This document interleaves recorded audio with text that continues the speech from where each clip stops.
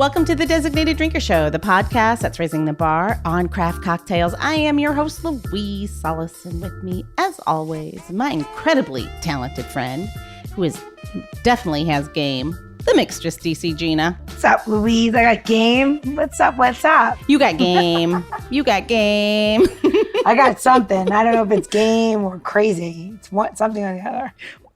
Maybe you got crazy game.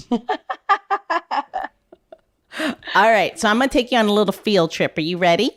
I'm ready. Okay, so here we go. It's Tuesday, October 31st, 1950. For many, it may seem like any ordinary Halloween night, but this Halloween will prove to be far from it. For on this night, a single event would not only change an entire sports league, but I'd like to believe it pushed positive change for society as a whole. And for one young man from Alexandria, Virginia, it would change his life and make him a legend. For on that fateful night, Earl Lloyd made his NBA debut as the league's first African-American player. Pretty amazing, huh? That is amazing, actually. Yeah. I got a little choked up. Now, if we jump ahead 70 years or so to October 2020, the city of Alexandria voted to rename a street to Earl F. Lloyd Way. And just recently, his statue was unveiled at the site that was once his high school, where his basketball talents were discovered. Now, we all have to admit, it's been a long time coming, but it is so well deserved. That's amazing. I know, isn't it? It's just crazy to think on a Halloween night, too. Like, I mean, who plays ball? Does NBA play ball on most Halloween nights? They play on any holiday. They make millions of dollars a year. Back then they didn't, though. But yeah, they did not then. Yeah, very true. So speaking of those who hail from Alexandria, Virginia, and are destined to make their mark on the world and change it for the better, brings me to today's designated drinker. He is none other than the Councilman of the city of Alexandria, the owner and founder of the Manumission Tour Company. He is John T. Chapman, a.k.a. the Nightmare. Welcome to the show, John. Thank you very much. And I always tell folks to make sure you pronounce that right. The Nightmare. That way people don't think I'm a nightmare, right? Yeah. Thank you. Well, thank you for having me on today. Oh, thanks for joining us. It's great to have you. So tell us, how did you earn that title then of the Nightmare of Alexandria? So I actually kind of just took it and ran with it. At the time that we were looking at it, actually over a year ago now, I think the District of Columbia was getting their own Nightmare. And this person's job they're not called the Nightmare, but they've got a fancy bureaucratic title, but their basic focus is on nightlife in DC. DC has, a tremendous nightlife, not just music, the arts, food, fashion, all of that.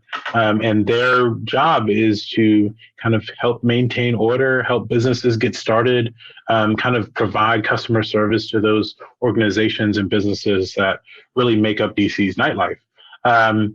And Alexandria itself does not have the breadth of nighttime options, shall we say, for folks in the city.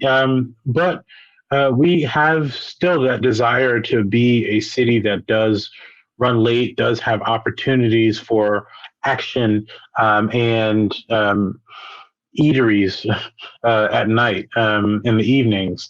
And so, we on city council, I thought, frankly, needed a champion to champion things like restaurants having later hours, things like safety in the evenings for residents, tourists, business owners, and the like. Being able to speak up about the need for finding a place that's open and available at 2 a.m.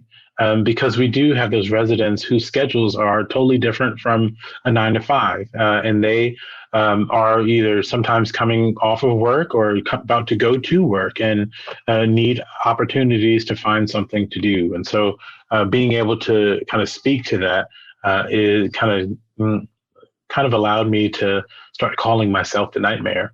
It didn't also hurt that we have a lot of different evening meetings for city council. And usually instead of just going straight home right after those meetings end at 10 or 11, I would go to some random bar and get something to eat and talk to some people.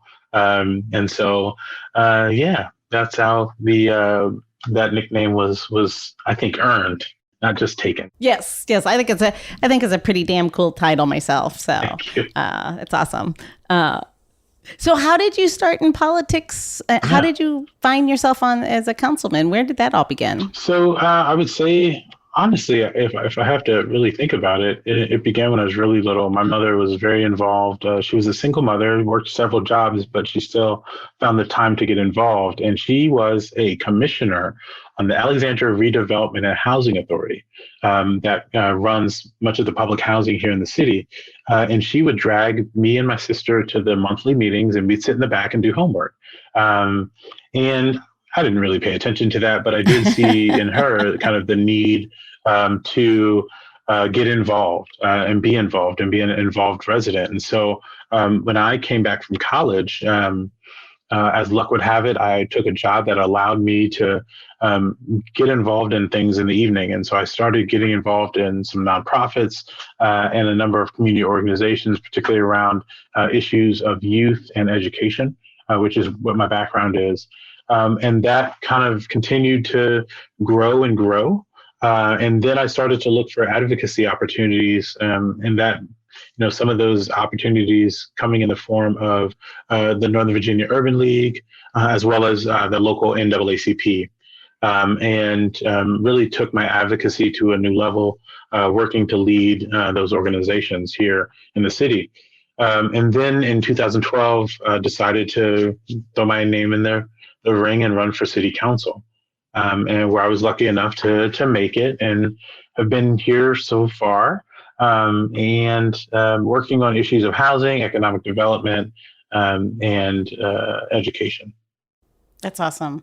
It's I think it's it's such a cool space that your mom put you in to expose you at that level and at such a young age, you and your sister, and how it really, I'm sure, influenced the way you have carved out your life now to continuously give back and to engage and be a part of the solve, as opposed to, I'm good at bitching about it, but I have to say I've never run for office, and so I don't really. If you're not part of the solve, then are you part of the problem? Or maybe not, but just the fact that you find that space in your life to make that a priority. Yeah, I mean, I think you're absolutely right. I mean, because I would say, not everybody needs to be kind of the advocate. I think, folks being advocates for themselves, not necessarily a group of people, and being able to bring their perspective to any issue or argument is really key, because elected officials and other policymakers should be listening to the various stories and perspectives of those folks around them that give them, hopefully, an idea of which way or how to create policy that's going to best affect a broad stroke of residents.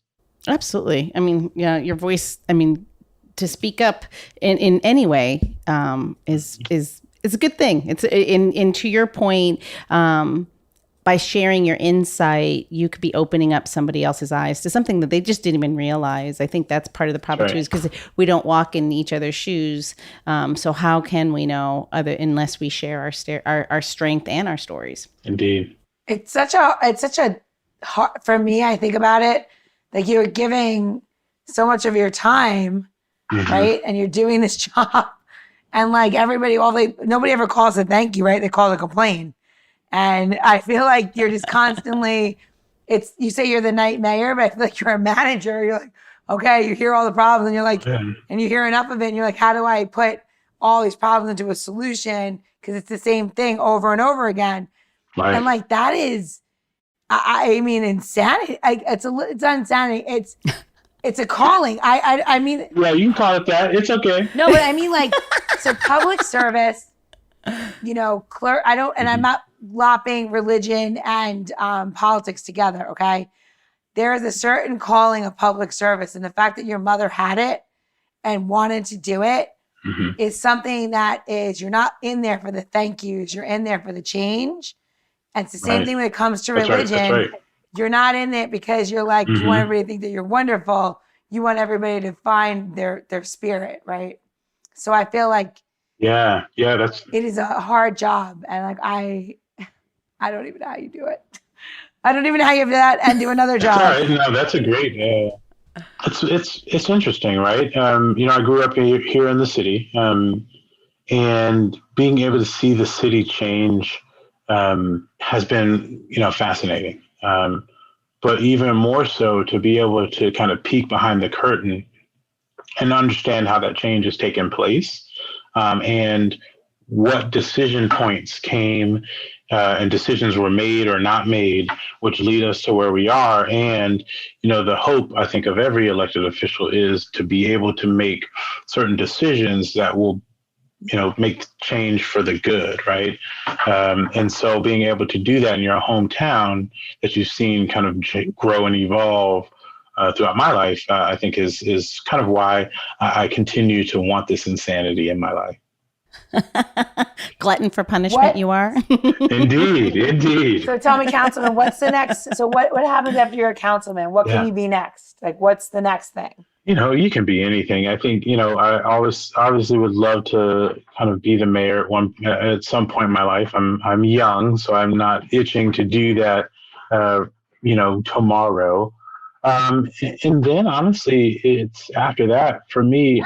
I've known and loved Alexandria. I'm not very interested in getting to much higher office. I from time to time will have a supporter that's very disappointed. I'm not saying I want to be a congressman or a senator or something like that, but no, I'm still a local boy and love Alexandria. I think if I had to do something in Arlington, I'd get lost. If I had to do something in Fairfax, I'd probably get lost too. But who knows?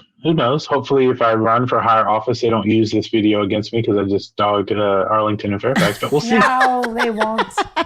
I always find the stepping stones of politics so interesting, where people would be like on an board of education, and then they will go and run for, I don't know, congressman, doesn't matter, right? I always find like the way that you get there is how you do it, like how you do that. But like, also, John, like, command, like there's a certain amount of respect for yourself, right? And selflessness, but like respect that you hold yourself in order to do that job. And I feel like, can you share a little bit of that? Like, with our listeners, like when you are in a position like that, like how you have to have that same respect for yourself that you give to others, or something like to that effect. Maybe I'm saying it wrong, but I think you understand what I mean. I think so. I think one of the biggest hurdles for anybody that's coming into elected office is to know what you know, and be, as you were saying, kind of sure of the things that you know and sure of the things that you don't know, and be willing to improve on the things that you don't know. But you will have thousands of people challenge you about what you think you know, and what they think they know. And how do you kind of square that for yourself is usually the biggest hurdle for all elected officials when they first come into office. I think it really took me probably about 2 years to be in a place mentally where I said, I do know what I'm talking about. Whether it's a local issue or something bigger, I can bring my perspective, and it should be one that's valid, because not only is it data driven, or even if it's not super data driven, but it's more anecdotal, people respond to it. It resonates. The stories, the anecdotes resonate with people. The data matches the concerns of local residents. And so being able to say that you are, quote unquote, an expert in an area, in a policy area, I think is key for any local official.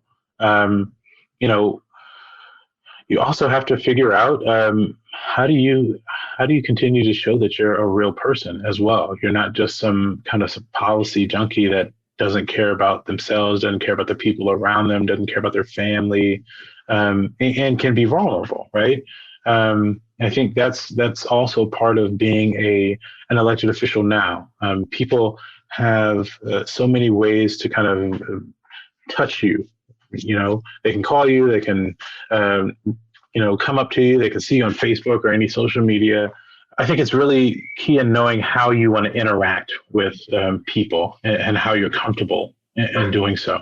Yeah, absolutely. I think that's just being human too, right? Like, to your point, you have an agenda that your hope speaks to the agenda of many, and staying true to your convictions, but staying open to change. And you have to be a really good diplomat. I think you need to be. You do. You definitely do. Absolutely. Maybe not always say exactly what you think, but hold your own. Right.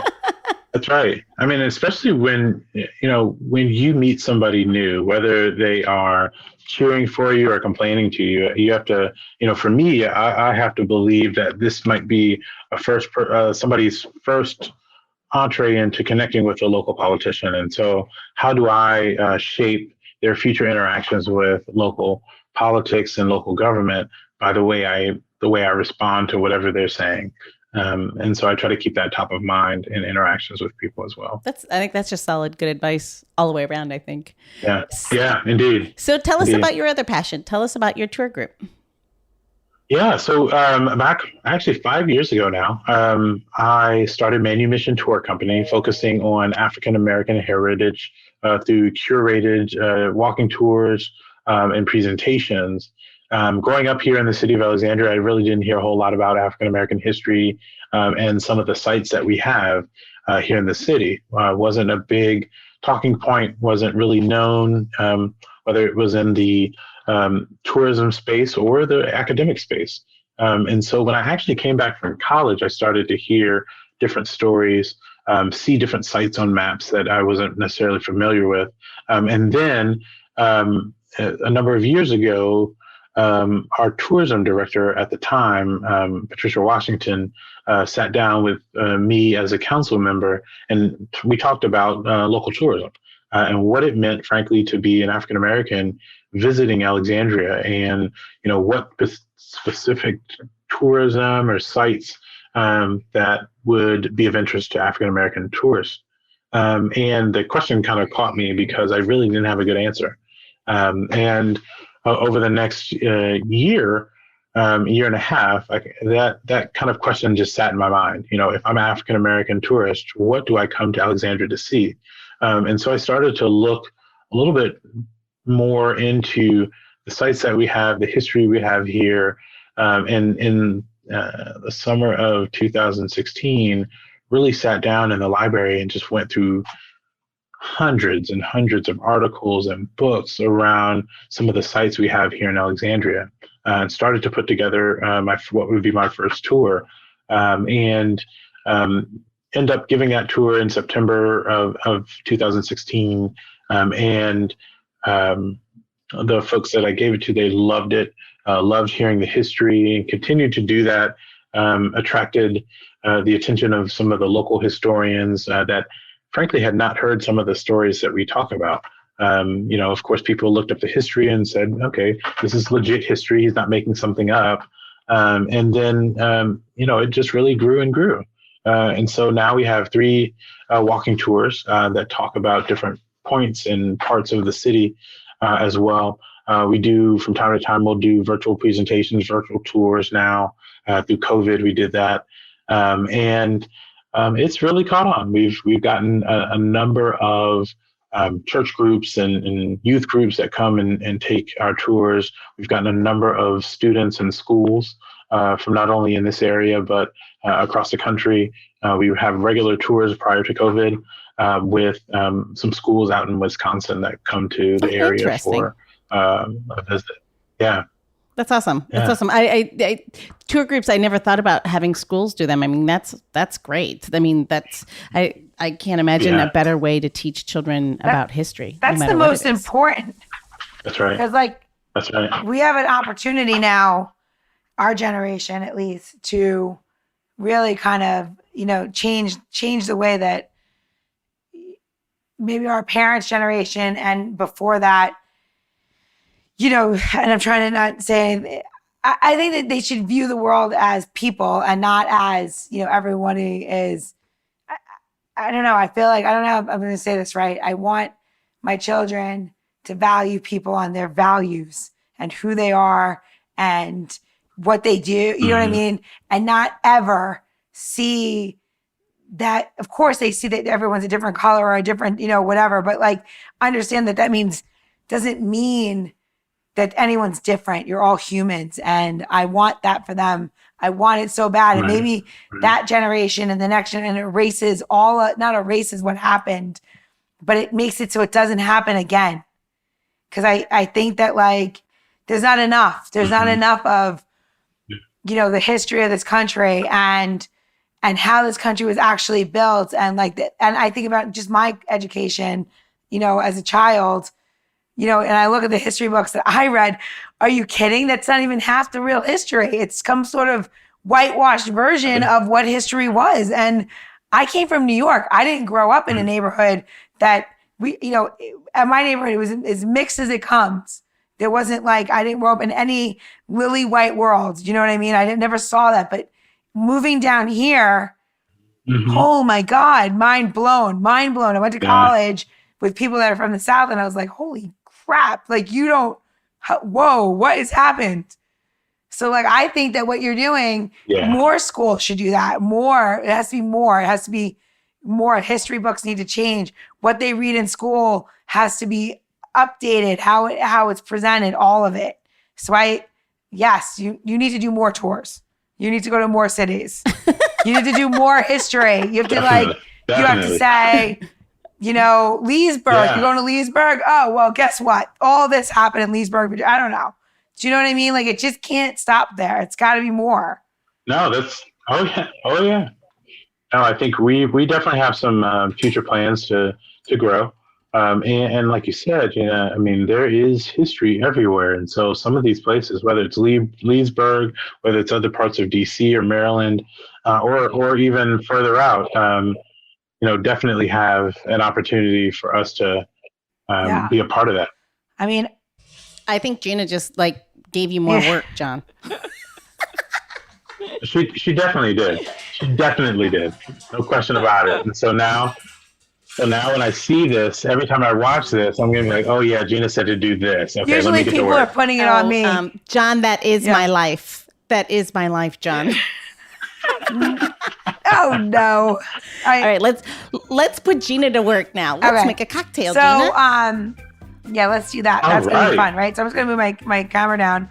And I wanna you know, one, I love bourbon, which is you know, one of my favorite things to drink. And then I also love whiskey sours, but I wanted to do something that's a little bit different. Instead of using like egg whites in this drink, I wanted to do a vegan version of this cocktail. So it's more friendly for people that might be like, you know, kind of weirded out by putting an egg in your drink, or in general, you know, just don't eat proteins like the animal proteins. So it's a silly drink, but here's the thing. Aquafaba, which is bean water, so it's water after you've cooked the beans, is like super healthy for you and a really great like elixir to kind of incorporate in your diet. And I'm not pushing healthy cocktails. I just love the way this drink tastes, and I want to share this with the world, right? So, all right, so we're gonna do 2 ounces, and I lost my jigger because I might have imbibed while I was waiting. I don't know. Sorry. What? No.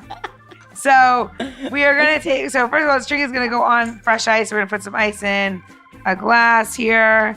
And then we're going to fill this spot up with 3/4 full. Okay, so we're going to put 2 ounces of Maker's Mark. You can put your favorite whiskey in here. You want to just use something that's a little bit over 80 proof. Somewhere in the 90s would be best, just to kind of like use the sweetness from the drink. And then we're going to use 1 ounce of the chickpea water.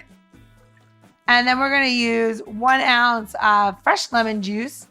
And you want to squeeze that. I always, and if you've listened to this podcast before, you know that fresh is best. So you're going to use 1 ounce, and you're going to take your juicer and do it. And if you don't have a juicer, a fork works great as well. And we're just going to give it a little squeeze. And Councilman, if you cross the river, I'll make you one of these for right away. I can do that stat. All right. The next. Ooh, I know. Don't Well, you tease me guys like lost PX, so I know that you're in need for a cocktail. So we're going to put 1 ounce of simple syrup, and I'm going to use a hibiscus simple syrup that I actually had in the refrigerator. And really, as long as you follow these measurements, you're good to go. All right. So we're going to take the ice, we're going to pour it in, and we are going to shake. And the shake is really important here. You need to get a foam, so really hard.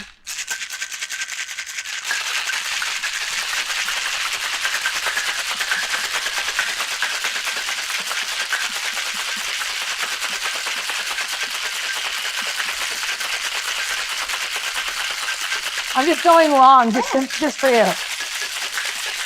All right. Does it have to be this long? So what I'm going to show you is if you can write your name on your tin and the frost comes off, your drink is done. If you can't do that, that means you need to shake longer. So it kind of depends on your environment. So if you're in an outdoor bar in the summer, especially in Alexandria or DC, you need to shake a little bit longer because it is hot as AF here. And anybody that thinks that we don't live in a tropical climate, I dare you to come here in the summer and tell me that. All right. So we're going to pour this drink, and I wanted to show it to you because you should have gotten this really nice froth from the aquafaba. And it smells really, really good because you put the lemon in there. And then we're just going to garnish it with just a little orange. And it's so simple. So simple and so good. And this is why I hate ice at home. Hold, please. I got some weirdo ice thing happening. There we go. I'm so spoiled. I'm like, oh, well, I need my work ice. Ice is ice. You know what? I said it. It's 2021 and I just said it. Ice is ice. Is it cold? It works. We're good. All right. Then if COVID taught me nothing, it's cold. You have a vessel to drink it out of. Good to go. That's good. All right. Here we go.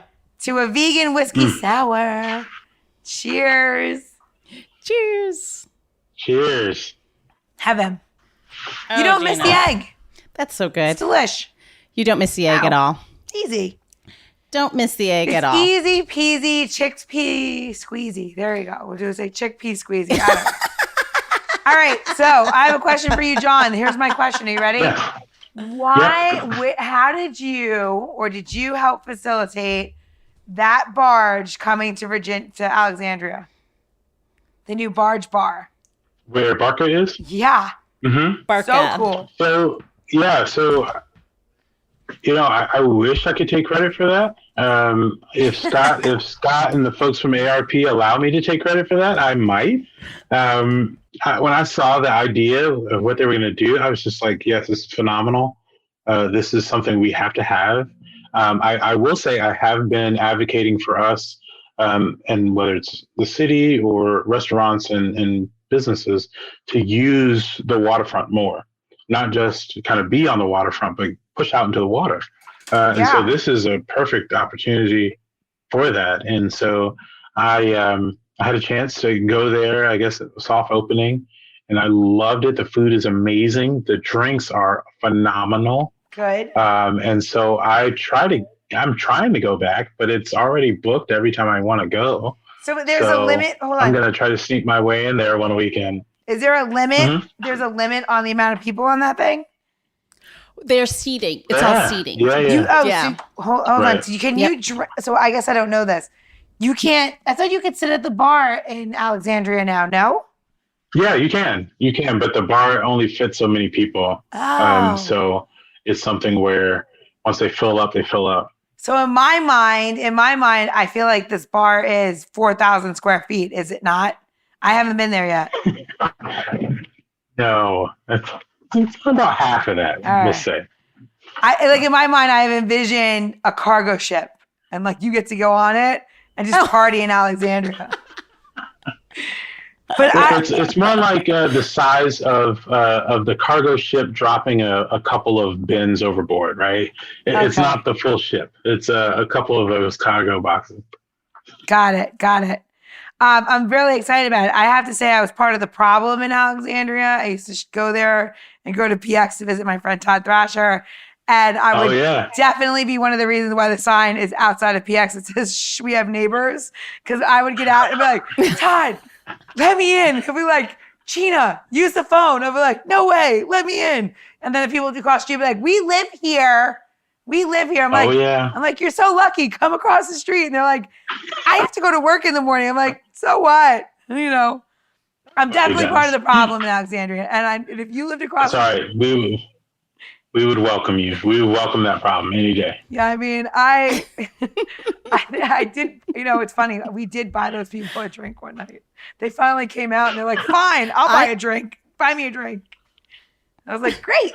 That's how you convert them. That's it, right?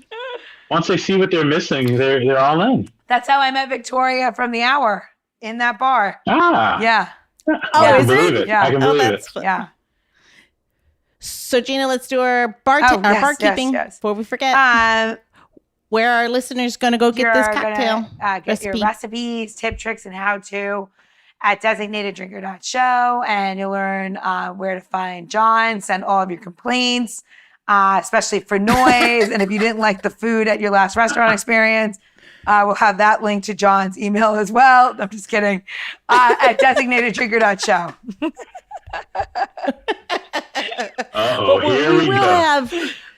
But what we will have is links to John's tour group. So when you come to Alexandria, you can get a little history, get a little education, get some insight, and then go get that cocktail. And 5 stars only. Thank you. That's exactly. Exactly. All right. I'm ready. Gina. Here I think we go. It's you, Mama. So in this day and age, everybody identifies themselves with some sort of spirit animal. And you might be like, my spirit animal is the American finch because of its beautiful speed and yellow coat with the jet black. And it looks like the fastest bird in the world, yet it's so regal, right? If you can identify yourself as a spirit ingredient, and it could be spirited as in a cocktail or something you use in food, what ingredient would that be? And how would you define yourself? Ooh, so I think my ingredient would be cheese. I'm trying to figure out how you can do that Gino can probably tell me how I do that in a cocktail. But I think doesn't have to be a cocktail, like just why? Cheese, yeah. I would say cheese is a perfect utility food, right? You can add it to so many things, and it livens it up. And that's kind of how I see myself sometimes with my friends group. If I come to the party, it's party time. Everybody's going to have a little bit more fun. Things are going to be a little bit better. I like to think of, as a politician, my ego is that high. I like to think that I add something positive to everything that I do. So I would say cheese is my spirit ingredient. I like that. It's so funny. I was thinking, so is he a little nutty, a little funky? Do you know what I was thinking? Cheese can be all of that, see? Wait, I was thinking so easy to be blended with other things. So you could take all the information people are giving you, stir the pot, nice fondue of politics. See, there you go. Political soup. Wait. I love it. Yeah, no, that's a great answer. I love that. All right. Well, thank you, John, for carving out a little bit of time for us. I know you've got a crazy busy running. I see your signs all over the place. So I hope everything goes well. And cheers. And thanks for hanging out. Cheers. The Designated Drinker Show is produced by Missing Link, a podcast media company that is dedicated to connecting people to intelligent, engaging, and informative content. Also in the Missing Link lineup of podcasts is Rodger That, a podcast dedicated to guiding you through the haze of dementia, led by skilled caregivers Bobbi and Mike Carducci. Now, if you're looking for a whole new way to enjoy the theater, check out Between Acts, an immersive audio theater podcast experience. Each episode takes you on a spellbinding journey through the works of newfound playwrights, from dramas to comedies and everything in between. Find Missing Link's League of Podcasts on Apple Podcasts, Spotify, or wherever you find your podcasts. Please don't forget to subscribe, download, and review the shows. Your review helps our shows reach new audiences. To find out more about Missing Link, visit missinglink.company. That's missinglink.company.